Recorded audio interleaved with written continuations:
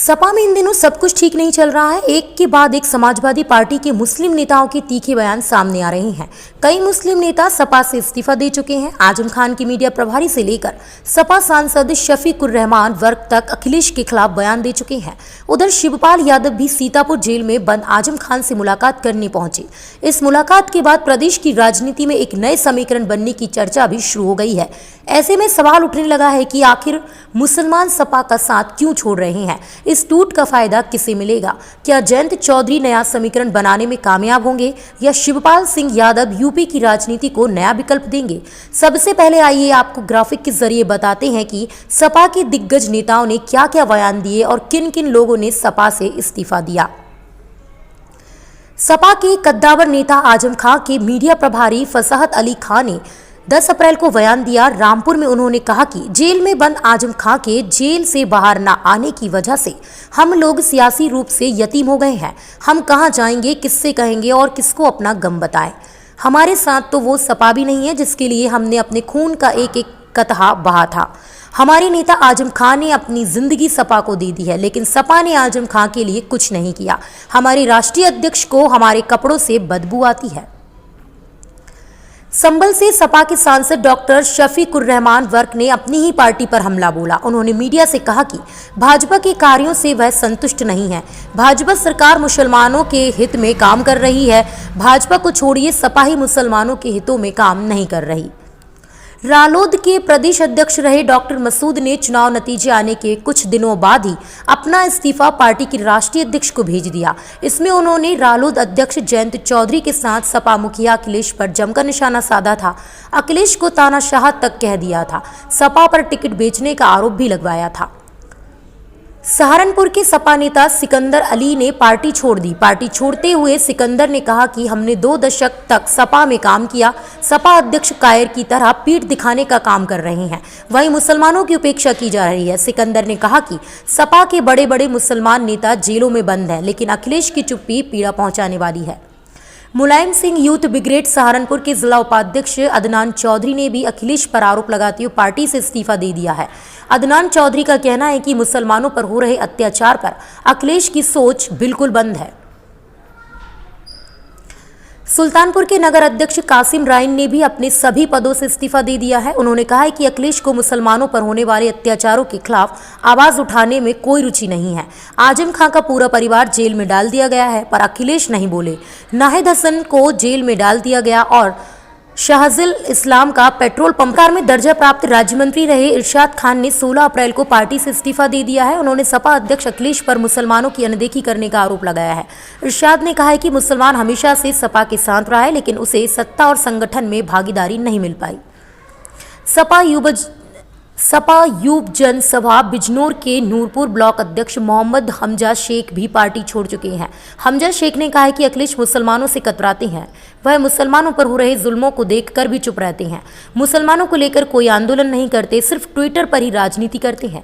आइए आपको अब ग्राफिक्स के जरिए बताते हैं कि आखिर समाजवादी पार्टी से मुसलमानों की क्यों नाराजगी है, किसके चलते मुसलमान सपा से किनारा कर रहे हैं। 3 कारण क्यों सपा से नाराजगी। मुसलमानों के समर्थन में नहीं बोल रहे अखिलेश। मुस्लिम वर्ग का कहना है कि मुस्लिमों को टारगेट किया जा रहा है, उन पर हो रही कार्रवाई के खिलाफ अखिलेश कोई आवाज नहीं उठा रहे। यहां तक कि एक बार भी इसको लेकर सपा अध्यक्ष अखिलेश यादव ने बयान नहीं दिया। आजम खान को नेता प्रतिपक्ष ना बनाना। कुछ एक्सपर्ट्स कहते हैं कि मुसलमान चाहते थे कि विधानसभा में आजम खान को कम से कम नेता प्रतिपक्ष बनाया जाए।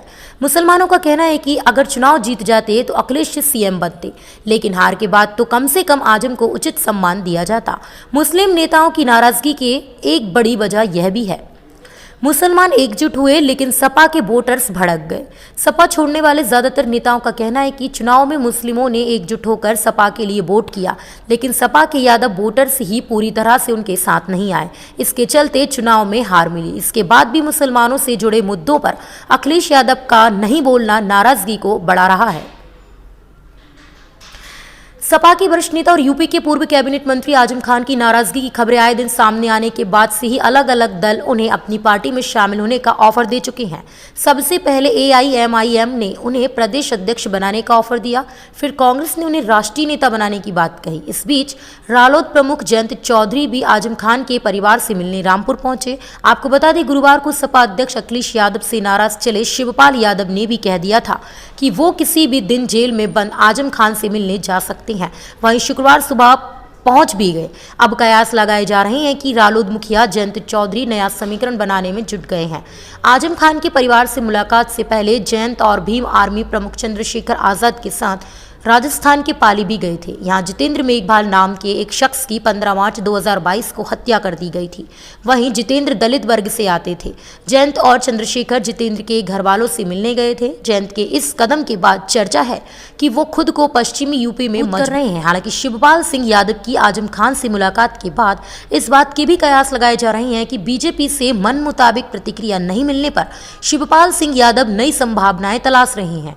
ऐसे में आने वाले दिनों में वो यूपी में नया राजनीतिक विकल्प खड़ा करने की भी कोशिश कर सकते हैं।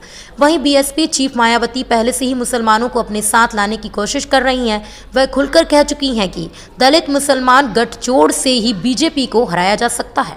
Bureau report, Prayagraj 24x7 news.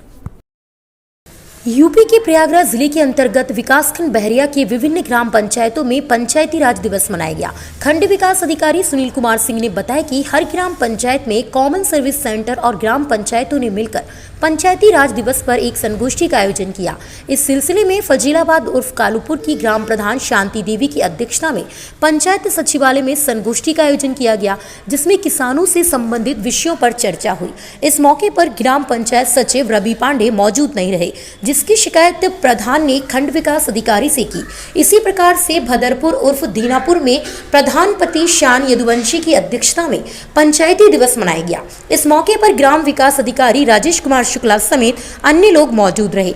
इसी प्रकार ग्राम पंचायत सराय रेजोत में ग्राम प्रधान संजय कुमार की अध्यक्षता में पंचायती राज दिवस मनाया गया। इस मौके पर CSC संचालक कमला प्रसाद मिश्र आदि लोग रहे। इस प्रकार ग्राम पंचायत अभयपुर में नरेश कुमार, मीरकपुर में संतलाल और ग्राम पंचायत रामगढ़ कोठरी में ग्राम प्रधान गुलाबपत्ती की अध्यक्षता में मनाया। इसी प्रकार ग्राम पंचायत भरीहता में ग्राम प्रधान जगपत्ती देवी के नेतृत्व में पंचायती राज दिवस को मनाया गया।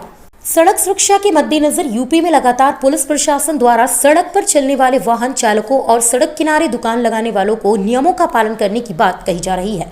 वहीं नियमों का उल्लंघन करने वालों को हिदायत भी दी जा रही है।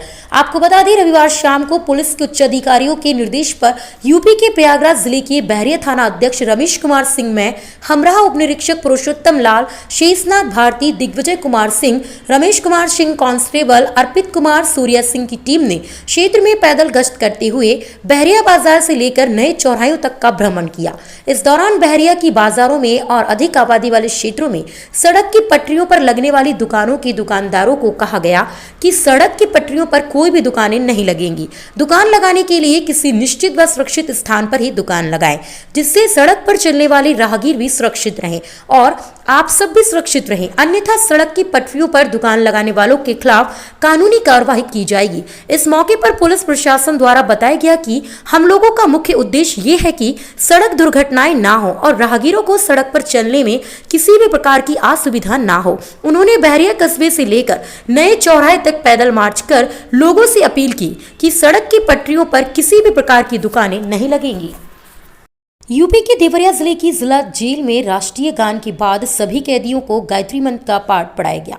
जिला जेल में ये सराहनीय पहल सरकार के आदेश के बाद देखने को मिली है। जेलर राजकुमार वर्मा ने बताया है कि ये कार्यक्रम कैदियों के प्रातः दिनचर्या कार्यक्रम के बाद सुबह 6:30 बजे राष्ट्रीय गान शुरू होता है। इसके बाद अनुशासन सिखाया जाता है। इसके साथ ही गायत्री मंत्र का पाठ भी पढ़ाया जाता है, जिससे कैदी अपने स्वास्थ्य पर ध्यान देते हैं और जिला जेल का अनुशासन भी बना रहता है। आपको बता दें कि सरकार के आदेश के बाद इस पहल पर कैदियों को प्रतिदिन गायत्री मंत्र पाठ पढ़ाया जाता है और अपराधियों को अपराध न करने की सलाह दी जाती है।